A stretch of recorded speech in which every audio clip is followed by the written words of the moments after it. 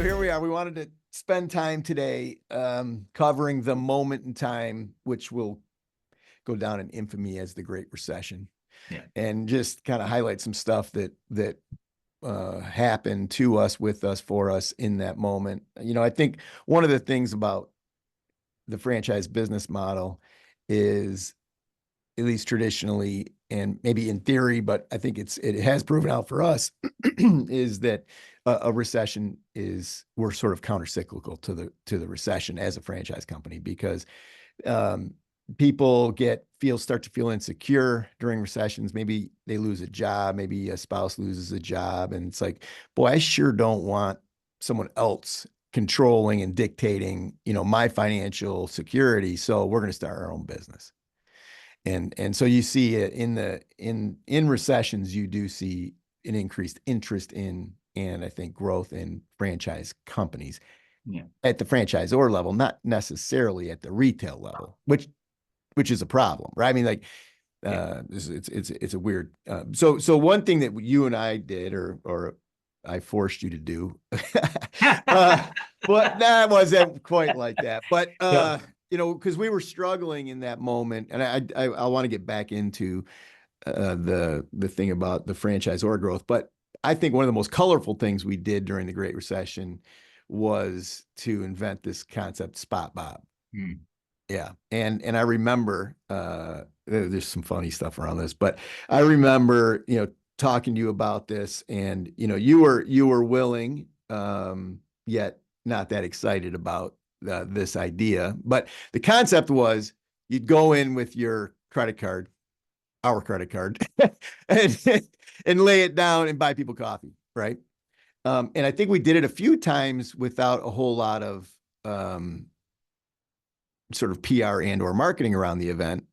And then the franchise owners got wind of these things, and they're like, well, I want one too. And then what happened is it'd be like, oh, so if I promote this, you're going to pay for it. And then we'd end up with like an extraordinary amount of people there, because if you were the franchise owner, it's like, yeah, I can build a whole bunch of customer goodwill around this. And, it doesn't cost me a dime. And we were glad to do it. But anyway, we'll get into the but later. Yeah. Talk to me about those and that moment. And I do want everybody to know that this wasn't Bob Fish being an egomaniac, thinking that people wanted to like join him for coffee. It was like our concept to try to do promotional work at the store level, and it worked swimmingly. It did. It did, and the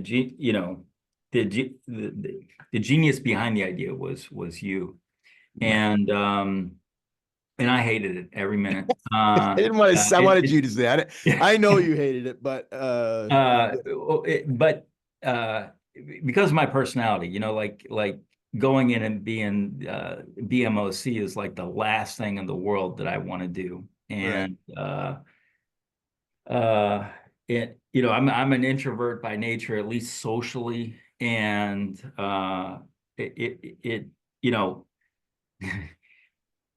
we have this phrase about courage: it's doing something you're afraid of anyway, and that I did it anyway because it's what we needed to do, and yeah, it was funny because in the beginning, we would do like $200 in 2 hours, which wasn't that impressive. Because we weren't marketing them. No, it was just sort of you showing up. Yeah. And then what happened, though, I think, if I remember correctly, is then the franchise owner was like, well, no, like, that's not cool. Like, if you're going to be showing up, I ought to be able to like tell people about it. Yeah. So let us know when you're going to do it. And then it became a thing. A mob. I mean, it became a mob. And it would be $2,000 in 2 hours, and they would fulfill catering orders during that period of time. And I remember, like, you couldn't like there were times you couldn't cut it off because there was still a line like out the door and around the building. Yeah. And like, what are you going to do? Cut it off? Like, we had some of those that were like $4,000 or $5,000. I remember. Yeah. And by the way, this was one of those Bob and Mike off budget sort of things. Like, there's no money for it, and here we are dropping $5,000 in a morning at one of these events. Totally. and you know, I'd go in. I mean, suddenly these things were packed, and I'm signing people's. We were giving away. We had drinks that were named after bears, and we had teddy bears, and I was signing people's teddy bears, and you know, signing shirts and all kinds of things. And I'm like, you know, I am not a rock star. Jiminy crickets. Yeah, well, Um, but really, I was also remembering how pissed you were because every time you'd get sick. I get sick. You know, this was like going to a different kindergarten class every week. You know, as a petri dish, and you know, I think I did them every 2 weeks or something, and I Yeah. would just recover from the slimiest flu head cold you could get, only to do it again. And you know, they started at like 9, and I'd go to locations that were 2 and 3 hours away, and of course I'd be paranoid that I'd be late. So you know, I would leave an hour ahead of time, Yeah.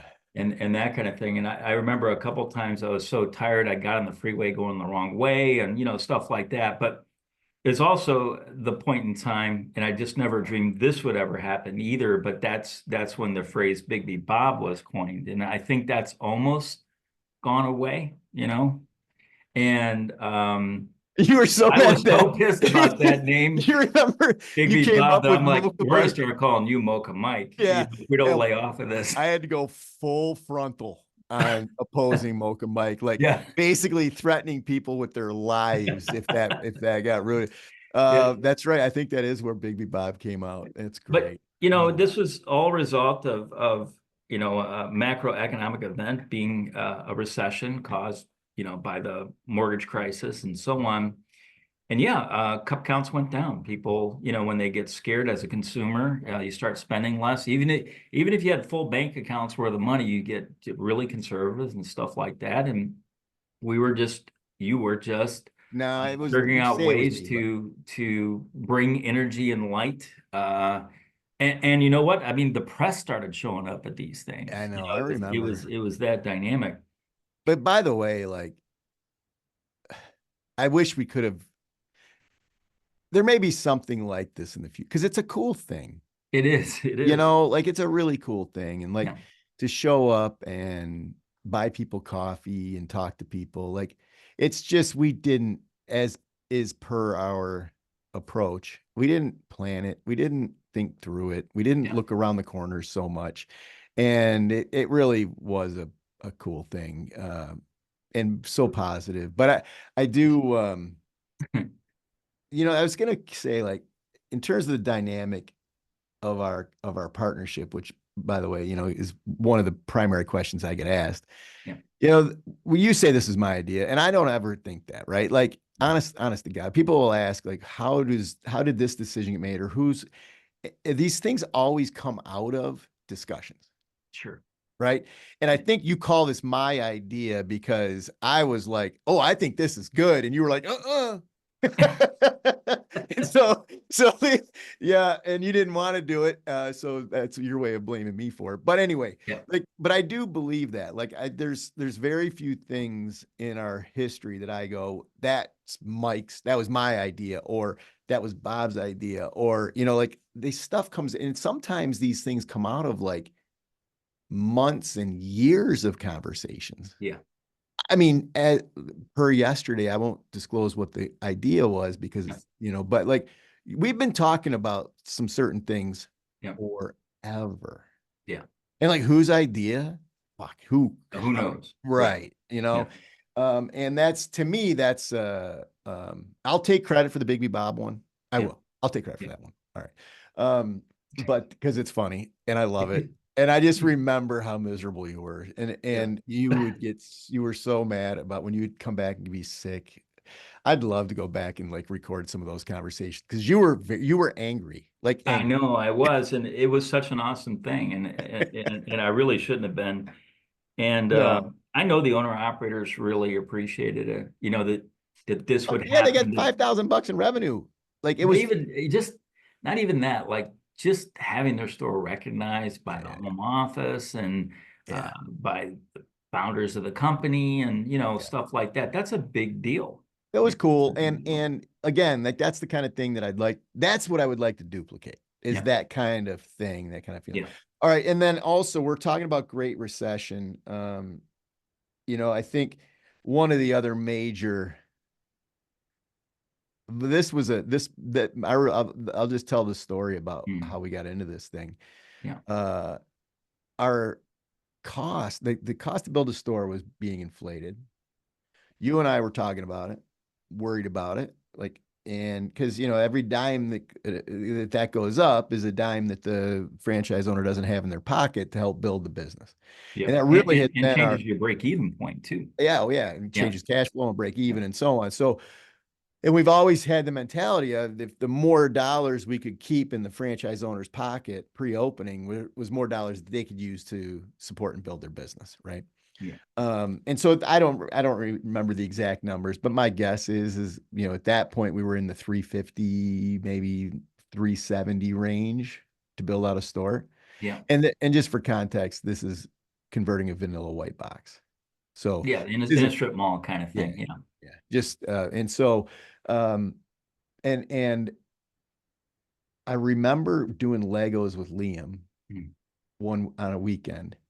And the concept of, I think this actually came after our late scotch fueled evening, uh, where I called you and said, "Holy shit," and that this hasn't happened often in our relationship, but on occasion there'll be this moment of like, oh, like I called you and just ranted Yeah. about this, right? And then you said, "Hey, why don't you drop by? You got time to drop by?" It was like 8 o'clock at night or something. And so I did, and we ended up staying up late talking about it, and that's where this concept of working hard to gut the investment Yeah. or make it as, just dramatically lower it by, like, I think we set the goal of under 200. So go from 350 to under 200, right? Which, if I may say, everybody was like, that's impossible. Oh You yeah. know, it's But this, impossible. but that was, I credit Fred DeLuca for that, Mm. for giving us the belief that it was possible, and that the only way to do it was to do it. Yeah. You weren't going to do it by committee. You weren't going to do it, and so we did. Right? We hired an architect directly. We hired a contractor, Kevin, directly, and we started building the stores ourselves Yeah. to get a real handle and feel for what the investment was. And we did that for years. I think probably 2.5 years or 3 years. But Yeah. again, that's where Big Bean a Box was born, was to build this modular piece that we would just plug into a store. And like in theory, I still think this could work. Like why couldn't we have Yeah. Jeff build Sure. us the modular piece that gets Absolutely. put into a store? Yeah. And then you put some chairs around it and you're done. Like, You're I know, done. like, that seems so simple, but like, yeah, it's simple. It's great. Yeah. Yeah. Well, nobody can figure out how to get it into the building, I think is the barrier there, but we could figure that out. But no, what I remember about that is thinking about copper piping in terms of another or one less half inch of copper piping, like being able to line up the sinks and the bathrooms in such a way that we knew we were going to use 6 less feet of copper piping. Like how do you take it from 250 or from 350 to below 200? You do stuff like that, Yeah. Yeah. and it was actually really an invigorating project. And we did it. We did it, and that, I remember Chelsea, Heartland were the first two. Yeah. And yeah, I think Heartland was built for, under 200, like 175, 180. Mhm. And Chelsea was as well. And we were on that, right? Like it was a very invigorating process. Yeah. And, you know, there were decisions made that so how we went about this was, we had the minimum bar, you know, and if you were a first time franchise owner, we said, dictated, you had to build the minimum bar, right? You couldn't choose to do this and do that, because we were just trying to preserve as much capital as we could for that franchise owner to be able to build their business around that. And but then if you were an experienced franchise owner and you were building stores 2, 3, 5, whatever it was, then we opened up the options, Yeah, you you know. can modify. Yeah, you can modify. And so I still think that's a good idea. Just generally in, in Totally. theory is, and then because if you're on your third store and you want to spend X number of dollars to put in, whatever it would be, tile wainscoting in the bathrooms. Is that called wainscoting? Did I get that right? That sounded weird. Wainscoting. Yeah. And you want to spend $2,000 to do that. Yeah. Okay. Like, what, so to me, but I remember some of the decisions we made, like taking the doors off of the back counter, remember? Yeah. Yeah. And people threw a fit. And it's like, but one, operationally, it's a pain in the ass to open a door every time you want to brew coffee or get into Totally. the can. Two, they break. They fall off. I mean, we have Uh, premium cabinets everywhere where the doors within 18 months were, look like hillbilly doors. You know what I mean? They're all going Hey, different ways or what's the hanging matter with off. hillbillies? Nothing. I'm just saying, just trying to paint an image, but not being disparaging. Yes, sir. Yes. So anyway, that was a big part. That was a big chapter in our history. Yeah. And I remember some of the agonizing conversations. Remember pulling away the refrigerated display case. Like that was the end of the world. I'm like, well, you can just those are expensive. Yeah. And then you just put the bottles up on the With wall on a shelf. with curved glass, Yeah, like $7,000 a piece. unbelievable. You get one with straight glass, for 5,000, or you get one with curved glass for 10,000. Well, but then also just remember we eliminated it. No, for sure. But it's not like, yes, we did, but it's not like a consumer's like, hey, I'd get that cake, but this straight glass is really Is getting in not my doing it. Is not doing way. it. So, and then we came out of the Great Recession in a very, in a very powerful place. Yeah. Up until it was just recently, the last 3 or 4 years, that we actually surpassed the number of units that we sold in 2010, maybe, or maybe it was Yeah. 11. I'm not sure which Yeah. year, where I think we signed 52 deals that year. It's a And slingshot. and Yeah. again, that confirms that stuff that I was saying earlier about how franchise companies typically experience significant growth during recessions or Yeah. directly after a recession. And we certainly lived that in that moment. Yeah. And I don't think I'm rewriting history on that. No, and it coincides with another thing as well, which is the evolution of the coffee industry. Like in 1995, you were serving 5% of the 70% of people that were buying coffee. It was really sort of a high-end deal. You add 10 years onto that, and it became a little less high-end. It doesn't mean that the quality of the coffee was any different, but convenience started playing a bigger role. And, I think we're just a little ahead of that whole idea of convenience. In other words, the consumer didn't really care whether there were doors on the cabinets anymore, Our and curved glass our display cases. volume was such that it wasn't practical anymore. But convenience kept playing a bigger and bigger role. Like if you look at where we're at today with B cubes, it's 1,000% convenience. And you know what? It's Big B in a box. It just happens to be its own box. You know what I mean? Right. It's 400 square feet jammed into a prefab unit.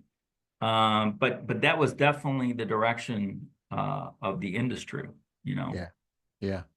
Yeah. I mean, so an example of that would be like if you're going to build a store inside of a Walmart or a Meijer, you're probably not worried about $10,000 display cases. Right. Yeah. You know, um, Yeah. cool. The other sort of interesting thing to me is oh shoot, I lost my thought there. I'll have to go on because I had it and then it It'll went. come back. Yep. Take a deep breath. Yeah. Relax your prefrontal cortex. Yeah. Yeah. I'll give that a whirl. I've been going through this 30-day class on meditation. And every day is like, a new thing that they Yeah. add or, talk about. And so there's this thing called your home base for meditation. Mhm. And they talk about, most people use breath, but I've always like, it's always never worked for me because like breath distracts me. Like all of a sudden, like I don't know why. It's just not relaxing or in any way. No, because you got to worry about it. You're holding it for 4 seconds and letting it out for 4 seconds and all that kind of thing. Yeah. Making the right noise Yeah. at the time. Am I supposed to make the noise when I let it out or bring it in, or you know what I mean? So Yeah. anyway, I've got and then the whole point of one of these classes is that your home base doesn't need to be breath. It can be something Yeah. else. Like it could be your toes. So Yeah. mine has become my prefrontal cortex, like relaxing it. It's a really good feeling. Yeah, I'm not there today. No. If I get a good walk in the woods, I'm right with you right there. So I remember what I was going to talk about. Oh, good. There. See, it Yeah, worked. no, it worked. It worked. So, we mentioned this break-even point. We used to measure it by number of customers. And I think we got it down to like with BIGGBY in a box, you get it down to 179 customers. So, if you get to 179 customers, every customer after that, the amount of money that dropped at the bottom line as a percentage was really large. As long as your rent and your debt service didn't exceed $5,000 Yeah, combined, right. right? I mean, yes. And but there's also just sort of this psychology of opening a store, and every once in a while you can hit a really big home run on a store, but a lot of times you got to really work. You open up at about 70% of your potential, and you've got to work to get customers in. If you're in a new marketplace, it might even take a little bit longer, and so on and so forth. And if you spend $350,000, that customer count goes up to like 250, right? Right. And so but the psychology of it is if you could just get that investment lower, and the day you hit 180 customers, you knew you were making money. It didn't matter that there weren't doors on the cupboards, and it didn't matter that the glass was straight or was a stand-up cooler in the corner or whatever. But if you were saddled with a $350,000 build out and you were at 179 customers, you had to get to 220, 225, whatever it was to break even. It is psychologically difficult to do. That moment sucks. It really does. Yeah. Now, the thing about our system is if you lean into it and follow it, you'll definitely get there. If you follow the mission of, creating one new BIGGBY Coffee customer per day, fanatic per day, per store who actively promotes this to others, all that will happen. But it takes such a monumental focus. It takes such a high degree of dedication, and you have to get over like your own emotional response to, oh my God, I'm negative cash flowing, right? And that's really what we're talking about here is Yeah. how do you get open and be in positive cash flow right away, where I mean, then you're like twinkle toes through your whole business versus like, oh shit, I got to slog this out for another 6 months before I get to positive cash flow. And suddenly your feet become like lead, instead of twinkle toes. But BIGGBY in a Box was too about addressing the psychology of opening a store and letting the psychology be a positive mental attitude rather than a negative mental attitude. Yeah. First of all, your delivery of the mission was smooth as a cat's tongue. Yeah. No, and, if anybody can't tell, I'm just struggling a tish today, and I'm real and human. this idea of it being a psychological issue, the psychological component to the development of a business and or a franchise and or it's to me that's the stuff that we don't talk about a whole lot Yeah. in the world of business. I mean, I tried to write about it. I did write about it, and it's like once you start to move into the negative headspace, it is a very difficult thing to turn around. And you're right. And when you're looking down and you see $3,800 in negative cash flow in your second or third or fifth month, like, holy shit. because you just don't know how long it's going to take. And you start Yeah. doing the math, and it's like, and so by reducing that break even point was, yeah, an effort to move into positive headspace as quickly as as possible. And that the psychological, like, also, like, another that just hit me, that, like, another thing that we do psychologically in our business from a financial standpoint is the initial franchise fee. Yeah. And, like, the initial franchise fee is not about the money. Like, the $20,000 check you write to become a franchise has for a very, very long time been irrelevant to us and our business in terms of the financial performance of the business. We don't typically didn't even budget that in, right? But that psychological commitment of a $20,000 unrefundable check is important, right? Like, that somebody is in.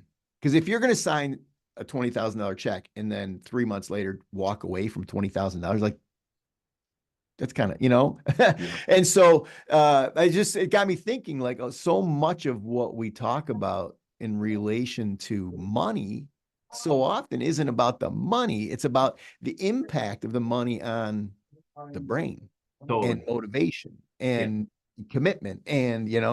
Uh, and that, I mean, you don't hear that talked about that much in relation to business, No. like, we're And all a bunch certainly, of robots. Like, bullshit, we're a bunch of robots. yeah, for sure. So yeah. Yeah, I mean, I'm sure people don't realize how much thought we put into that. The other example of that is, in the back of the house, you could have one refrigerator or two, right? And common sense might tell you that you should open with the two. You're gonna need it. But again, the psychology of, if you open and you're not hitting your numbers right away, and you're barely using the second refrigerator It was freezers. or freezer, Yeah. so whatever. But Details, whatever. but suddenly the franchisor is the antichrist, because they maybe buy two refrigerators, right, or freezers. Okay. On the other hand, if we make you open with one and then you have to buy a second Oh, one, yeah. That's a good thing. that's a whole different thing. It's like, holy shit, I'm so busy, I got to buy a second freezer, Yeah. right? Like just the Well, psychology of that is so different.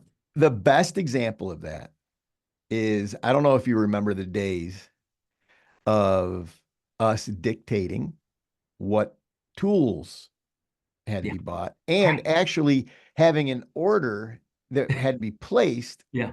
to get the right tools. Yeah. I mean, Yeah. it was what? Screwdrivers, Mm-hmm. measuring tapes, Mm-hmm. what, hammers, Hammer. and that there was a big hammer and a Yeah. small hammer and this wrench and that, Yeah. this pliers and that pliers, and then we actually dictated the and designed the space where the toolbox would go. Go. I mean, imagine Yeah. that's fanatical. Like, Yeah. that's a little crazy, right? Yeah. And I remember, like, there was this moment where I don't know who it was. It was probably like Joe O'Connor or something, Yeah. on his fourth store. And he calls me up and he's like, Mike, I got so many, I'm not going to swear, I got so many tools at home. You're telling me I can't put a little toolbox together and take it into my store from all the extra stuff I got at my house? Yeah. Like, that's crazy. And the toolbox was like $390 to fill it Yeah. all up with the right tools. He's like, I can do it for free. And I remember just that moment was like the psychology of making them order the right screwdriver Yeah. was crazy town, And then eventually we were just like, tools, Yeah. instead of like 17 items that they had to have, it just said, Yeah. you need a Cool. toolbox. Yeah. Good luck. Oh, man. But just, there's so many of those kinds of things that we did. And, imagine the amount of work that went into designing that toolbox Yeah. on our side, like, Yeah. a lot, Yeah. deciding what tool had to be, what, whatever. Phew, it's exhausting to think about. But there was some messaging and all that too, frankly, and that was our level of engagement. The idea of being or having that precision, or that level of care on the business Yeah. was all a signal as well. Yeah. And it also signaled that we didn't trust them. Right. Right. I mean, Double-edged for every sword, right? action, there's an equal and opposite Yeah. reaction. Yeah. Totally get Yeah. that.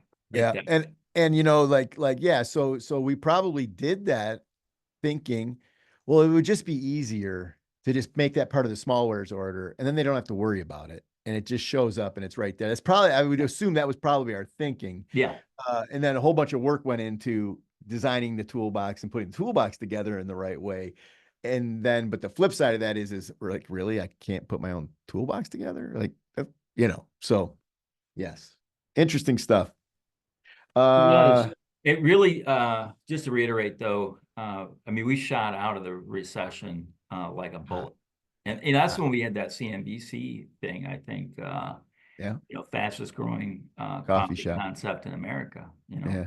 Yeah, it was, but what I think, what post that moment, Mhm.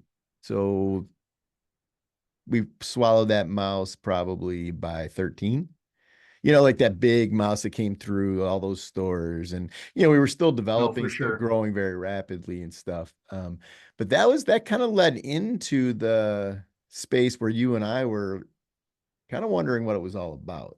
Yeah, for Like, I sure. think post the Great Recession, we were like, oh, I think we have a legitimate company on our hands here. Correct. No, Like for sure. we were probably at 200 stores or something, and it's like, oh wow, this is really happening. But then it became like, um, so why So do we what? want to get to 1,000 stores? Yeah. What's it about? Yeah. And then that led into the whole contemplation with Nathan. And I'd love to, I think I don't know if we spent time on that or not yet, but there's No, a whole conversation there because I mean, all of that work with Nathan also had a whole bunch of unintended consequences. that's correct. We're talking about the unintended consequences of a toolbox, Yeah, but unintended consequences, you have we'll have unintended consequences from this conversation, correct. you know? Yeah, and that kicked off in 2014. Uh, you know, same store sales numbers were turned around. I remember the fourth quarter of 2009 leading into 2010. I was like, holy shit. I mean, we just bounced from a same store sales perspective from something that was very flat because of the recession to recovery. And Yeah. yeah, that journey from 2010 to 2014, that went very fast. But that'll be for a future A conversation, I think. Yeah. future episode. Yeah. Um, Anything else in relation to that moment, the Great Recession? I mean, I remember having a company meeting around the recession and like explaining CDOs and credit Yeah. default swaps and like how did we get here? Yeah. And I remember it was a really sort of lively engagement, and somehow I had done enough reading to have a intimate understanding of how all that went down, Yeah. right? And I said that was another, so there was a lot of anxiety. There was a lot of anxiety. Of course. And as there should be. You know, and also we didn't have at our disposal the tools that, like when we hit the pandemic, we had the tool of being able to basically have a town hall with the whole system Every every day. day.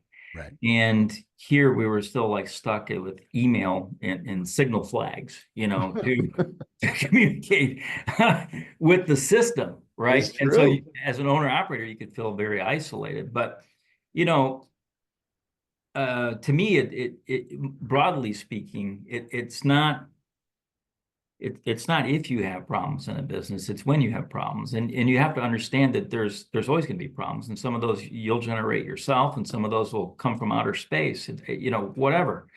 What really matters is how you respond to a problem, and for all good and bad decisions you and I have made over the years, the one thing I'll tell you is when the shit hits the fan, we show up.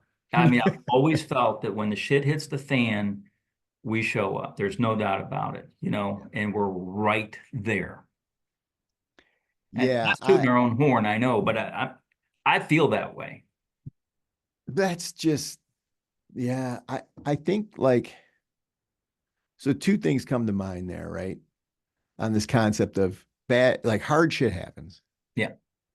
And the premise I like to think about is that building a company, building a business, it's like a really cool, complex game of Monopoly. Mm. And you play the game of Monopoly because it's hard. And like shit happens, like you go bankrupt, or, somebody like buys your property that you need. You know what I mean? Yeah. And so like that's kind of like business. There's always hard stuff. And as long as you contemplate what winning the game means to you, and then everything, and then that's important, then all the obstacles just become these things in a game that you have to resolve, and that you Yeah. have, and sometimes you have to work your ass off, right? Yeah. To resolve those. And but that's how, like, I don't know how you and I do it, but we don't ever end up in a negative headspace, like a brutally net, you know what I mean? Yeah, And there have been difficult times, for but like sure. it's still like, this is just, it's life. It's just what you got to do. Like, Yeah. what are you gonna, I mean, I suppose there's, like, you think about like well-being and mental health and so on, like I got a lot of empathy for people that have issues, because it's harder for them to do that. You know Yeah. what I mean? Yeah. And I know like it would be very difficult to do what you and I have done if we didn't have this sort of broad-based, optimistic angle. And we do. We do. Yeah. I would add one other ingredient in there. Um, and that's a sense of personal responsibility. I mean, one thing about, let's, like, you could always, you could talk about this in context of just a single individual. How do you show up to the world? Are you present? Do you lean in? Are you passionate? All those kinds of things. But when you have a franchise system, I mean, there's a massive amount of responsibility to a lot of people. And I, for one, recognize that. I know you do too. This isn't in a contract anywhere. But uh, you know, uh, when things get difficult and people are struggling, uh, uh, you, when we say the words, you got to show up, that has a lot to do with the responsibility, the inferred, the implied responsibility to people that choose to franchise with you. Well, you know, the personal responsibility thing, I think maybe some of that also comes from, we both started this shit so young. Yeah, Like, you were pre-BIGGBY with the flapjack doing your own thing, yeah, that like whether you made $1 this month or not was on you, period. yeah, There's yeah, no one to blame. yeah, Who are you gonna blame? yeah, Right. And yeah, so, and I was 24. And it's like, and it's like, if you show up and you don't make $1, like, what are you gonna do? Like, you gotta eat. You gotta eat. You gotta yeah, do stuff, So that's I think there's like, I think sometimes people get into the world and in jobs and so on, and then mhm, their performance in the world, or their, becomes someone else's issue right, or something, like, yeah, but and then the other thing I was going to say too is that this idea and concept around responsibility of the franchise owner, what that ping for me is, the AR business model was to solve that problem, yeah, right? That we both felt enormous responsibility for these franchise owners that were outside of our core market, whatever, however you want to define that, who, and yeah, they felt like they were on a different island than us, and they were, and it's like, and that's really the root of why the AR business model was formed, is to give that remote franchise owner, the someone with great experience, uh, the connection to them to support them. Yeah. Someone's been Yeah. through it, In the someone that, workplace. has open stores and, dealt with staffing issues. And, so that, I think like the AR business model has become this other conversation, Mm-hmm. right? In so many ways, but really the root of it was us losing sleep at night because we felt like there were franchise owners out there that weren't being taken care of. Yeah, they were on an island for And sure. that was what the AR business model solved, Yeah. was that feeling, that anxiety. And you're right. I mean, there's an extraordinary amount of and it's the strangest thing in the world to me now. And I know you feel this way too. Like to be at the annual meeting and have franchise owners that are like open and operating, and I don't even know them. Yeah. Like that's a really complicated thing It's for it's me, it's you know. dystopic, you know. Yeah, It yeah, really is. yeah. But we are continuing to wake up and feel the responsibility of how do we take care of these people Every and day. really, do for them what they're expecting of us. And well, is that a wrap on the Great Recession? I mean, we kind I of went all think over the so. place, I but think so. I think we beat that bush, you know. eat that bush. And yeah, but I look forward to talking about other things. I can't remember if we've done the name change or not, but I look forward to doing that someday too, you know. Yeah. Thank you. No, for sure. And I would say nobody will accuse us of ever having rehearsed one of these. I'll tell you that. I'll tell you, that's for sure. That's for sure. Well, I love being your partner. Thank Can't you. wait till we Me do as the next well. one. Yep. Perfect. Thanks.